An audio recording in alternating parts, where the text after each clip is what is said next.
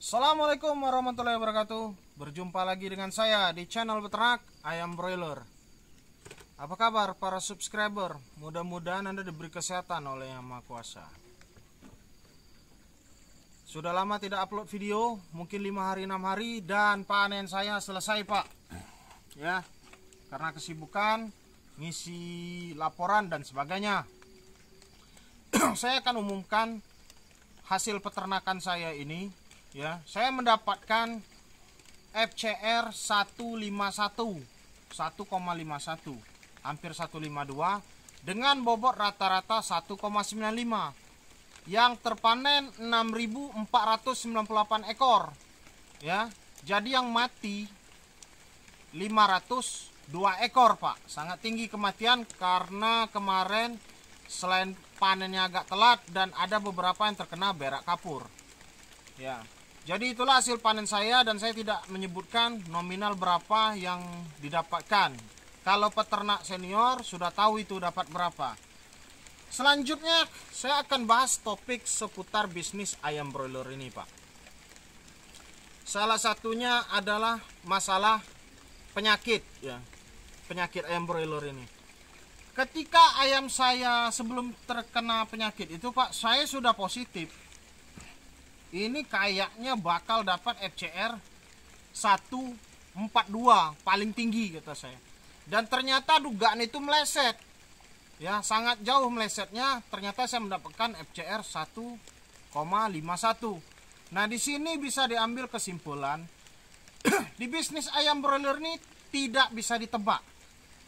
Sekalipun Anda tahu, sekalipun Anda sudah berpengalaman di bidangnya, hasil akhir itu lebih pasti lagi. Kalau sekedar Anda lihat ayam broilernya, oh sehat-sehat, ini kayaknya dapat duit, belum tentu. Semua bisa berubah, Pak. Dalam sehari 2 hari bisa berubah. Makanya saya selalu bilang di vlog saya, vlog peternakan saya ini, kalau Anda pemula belum tahu ilmunya, sebaiknya pikirkan lagi ketika Anda mau beternak, atau Anda cari usaha lain. Bukan nakutin, Pak, bukan nakutin. Makanya ada yang komentar juga, bukannya beri semangat buat beternak, malah menjatuhkan. Lebih baik kita beritahu kebenarannya, karena di channel beternak ayam broiler ini ya memang membahas kejujuran tentang beternak, Pak. Jadi nggak hanya menjanjikan mimpi bagi para penontonnya, ya kan. Kalau ayam mati dibilang mati, kalau ayam untung dibilang untung, dibilang rugi ya rugi. Kalau ada di channel peternakan lain misalnya yang dibahas untung, Anda tanam modal sekian untuk buat kandang sekian-sekian, Anda pasti dapat untung sekian. Itu daging, Pak. Saya beritahu Anda, realita dunia peternakan tidak seperti itu. Ada saatnya Anda rugi. Keuntungan Anda satu periode itu bisa digulung oleh kerugian periode selanjutnya. Jadi sebaiknya Anda pelajari, ya, pelajari dulu beternak itu kayak apa, sistemnya kayak apa. Kalau mau kemitraan coba ditanya kontraknya. Jangan asal terjun suruh orang sedangkan Anda nggak tahu-tahu. Anda ditipu, Pak. Anda pasti ditipu. Ya, Anda pasti ditipu. Makanya sangat saya anjurkan untuk para pemula, kalau hanya menonton video saya satu, Anda nggak akan mengerti. Video ayam broiler saya itu sudah lebih dari 500 video. Dan saya nggak mau menerima pertanyaan lewat WA. Kemarin itu ada yang WA mau muntah katanya lihat saya, karena kenapa saya nggak jawab pertanyaan dia. Ya saya jawab lagi, matilah kau sana. Udah banyak ku share masalah peternakan ayam broiler, sudah aku jawab. Silakan, Pak, ketik di YouTube. Ketik di YouTube, nanti keluar video saya. Itu, Pak, chat di WA saya itu per hari itu mungkin ada sekitar 400 chat. Ya, 400 chat. Makanya saya bilang saya hanya melayani pertanyaan tentang obat lalat yang menguntungkan bagi saya. Kalau masalah konsultasi ayam, silahkan tanya di YouTube. Kalau ada yang buat pelit, saya juga bisa jawab. Anda kan cari duit, kok bilang saya pelit? Modalnya dikit, tonton di YouTube. Dan seluruh ilmu saya di YouTube itu nggak selalu Anda harus praktekkan. Ada beberapa hal yang tidak cocok di kandang Anda, jangan dipakai. Apalagi suasana peternakan saya ini suhunya itu suhu panas. Tentu ada beberapa hal yang nggak cocok kalau Anda beternak di daerah dingin. Jadi itu beberapa saran dari saya. Saya lagi menunggu bersih-bersih kandang ini, anak buah baru selesai kerok tai ayam ya. Mudah-mudahan bisa selesai dalam 4 hari. Mudah-mudahan selesai nih. Mungkin check in saya sekitar 2 minggu dan mudah-mudahan saya mendapatkan bibit yang lebih bagus ya. Selanjutnya, walaupun ayam saya mati banyak, FCR saya tetap masuk. FCR 151 bobot rata-rata 1,95. Kenapa bisa seperti itu? Ayam itu diafkir dari kecil.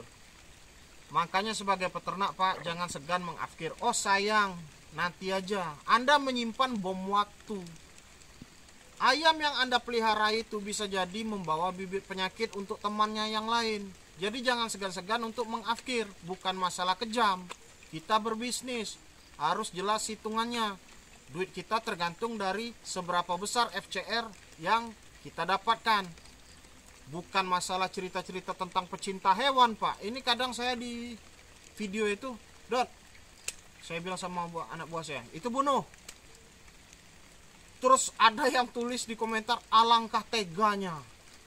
Bukan masalah gitu Pak.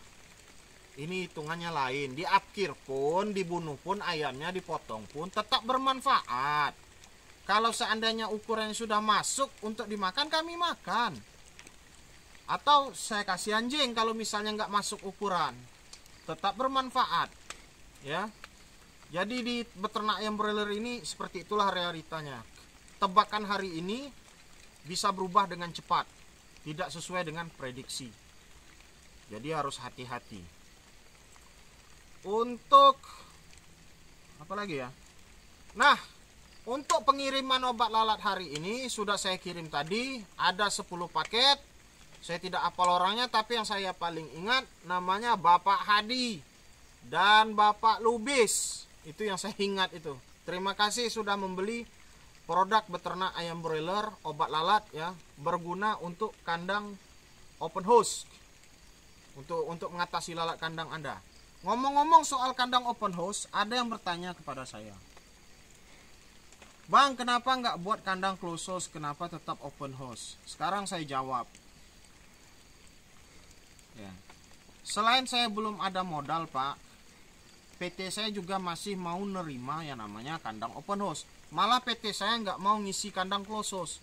Ya, nggak tahu saya kenapa, yang jelas begitu. Pernah saya tanyakan, Pak, kalau saya seandainya buat kandang close house, dia belum kuat ngisi kata dia. Nah, jadi bagus mana Bang?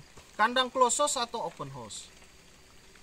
Kalau menurut saya Pak, kita sebagai manusia nggak bisa menolak kemajuan teknologi. Zaman terus berputar. Kalau ada modal, saran saya close house saja. Ya. Karena kandang-kandang open house sama seperti saya ini lambat laun akan tergerus usia. Lama-lama akan hilang. Karena zaman akan semakin maju. Kuantitas kebutuhan ayam broiler tentu akan lebih banyak dari biasanya karena manusia bertambah kan. Sedangkan kandang tradisional ini populasinya terbatas. Kalau close house dengan ukuran yang sama bisa sampai 2 kali lipat produksinya. Jadi seperti itu. Kalau masalah keuntungan, saya belum tahu berapa keuntungan yang diperoleh ketika saya memakai kandang close house. Ya saya saja tidak punya begitu. Yang jelas kandang close house itu operasionalnya lumayan besar. Apalagi masalah listrik. Harus menggunakan listrik 3 pas. Tentunya ini berbanding lurus dengan populasi saya pikir kan. Karena kenapa? Populasinya banyak, tentu ini bisa tertutup. Dan kandang close house sudah semakin banyak. Kalau ada modal, sebaiknya buat kandang close house. Jangan ikut-ikutan buat kandang tradisional. Menurut saya, tapi kalau nggak ada modal ya ada PT yang mau ngisi, ya silakan buat kandang open house. Tapi saya rasa di Jawa pun sudah banyak tersingkir kandang open house ini, kandang panggung ini.